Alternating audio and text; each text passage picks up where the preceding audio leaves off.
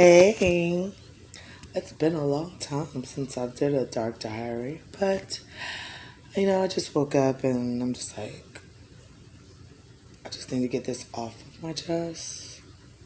So it's like, I don't know if it's like we've been like living, I don't know, like denial or something because the realization just came to me. It's like, how do you have resolve in your death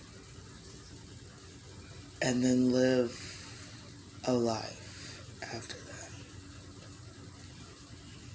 that? Like, I literally have resolved in not being here at this point in time in my life. So it's like, to still be here, I don't see, it's like, it's resentment. It is. I can't, I mean about the lie. Like, say, oh, no, no.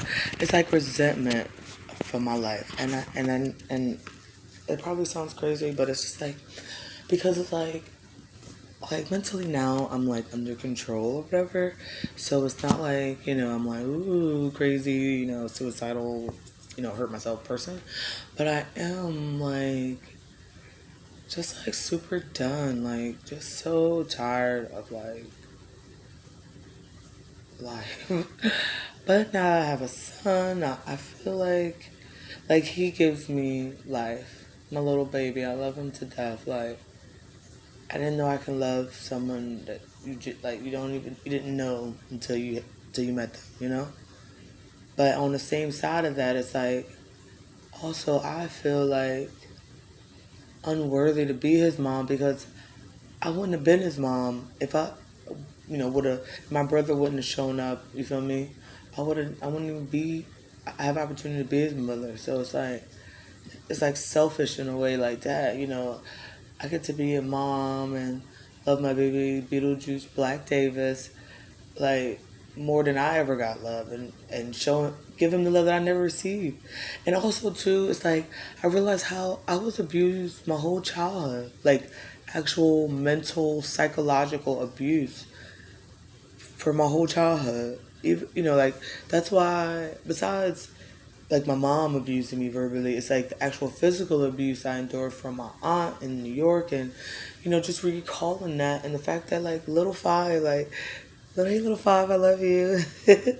That's her right there. Like she's always, this little girl has like all the care and the control to hold on to all that darkness that I just don't have no connection with, like my molestation as a child, like just none of it. Like I have no emotional connection to it. It's more like it happened to someone else, And it's just like so crazy because it's like I don't know, like what do I like do? Like how do you become deserving of a life that you chose to take away, or that you was willing to just let go of because you were in a crappy space mentally and emotionally. But now you're in a better place mentally and emotionally. It's like, oh, now you get to live a life, and then it's like, is that fair? And I don't know. I question. Yeah, I question being alive. I guess being BB Juice's mom, being just here, and intergalactic goddess of light, because I had to leave the planet. I had to no longer be from Earth to live on the Earth. Like that's how like I had to like compartmentalize, or at least like separate myself just so I can be here, because it was it's like really difficult to you know I would have been dead a year ago, a couple years ago, 2 years ago. I don't even remember at this point. See, that's crazy. It's like I don't even. I know it's on here because I posted it, but um, I haven't went back to see, like, none of these videos that I ever go back and watch again. It's like this is just me expressing myself. This is my YouTube page. I can say whatever the fuck I want to say. Oh yeah, I'm a cursor now too. I curse now because I don't give a fuck anymore. It's like fuck that shit. Fuck it. So anyway, and it just feels better to say fuck it. It feels good now. Anywho, so it's like yeah, it's like that was just a mindset in time that even though I'm not thinking like that or feeling like that, I almost don't feel like I deserve to be happy. I guess that's what I'm saying. Like I don't deserve to be happy because I chose to die. Like how do you get to be happy when you choose to die? How do you get to be a mom when you choose to die? How do you get to still be a person, a friend, loved one, sister, auntie, niece, JoJo, Sunshine Biggs? That's also a new person I am too. My homegirl who's like my sister now, who is my sister now. Her mom long ago accepted me into her life after I told her how my mom like basically gave me 24 hours to get my whole 20 years out of her house, or she was gonna throw it away, which I didn't think she would do, but she really did. The bitch really did. But anyway, yeah, so I told her about it and she was just like, well, you're my third now. And then just recently I was like, well, if you did have a third daughter, like, what would her name be? And she said Joanna. And I was like, oh, JoJo. I was like, oh, so JoJo Biggs, that's me. She already called me Sunshine, so that's why I'm going to name her Sunshine. So it's like, I'm like, literally, like, really like a couple months old, but I came out fully an adult. So it's like, yeah. So it's like just all that. It's like that, man. It's like, and my auntie Gigi, love her forever, life. Like she's was the first mom, that accepted me as her child when, I was since I was in high school, and I was like going on like 20 years ago. And she's been through everything. She came and visited me in Europe when I left for school, and I had before I left I had like 10, at least I could count. I had more than the people I count on my hand.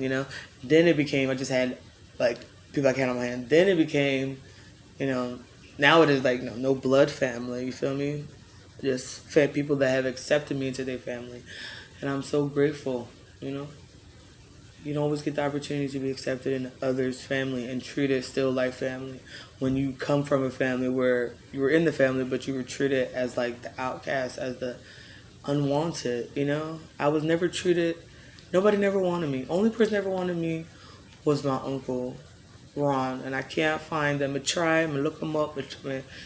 They're in jail, and I can't find them. I try right the jail cell, and them and tell me I'm not dead anymore. So I don't know what to do. So, but me have his face on Facebook, so it's under Hara Davis.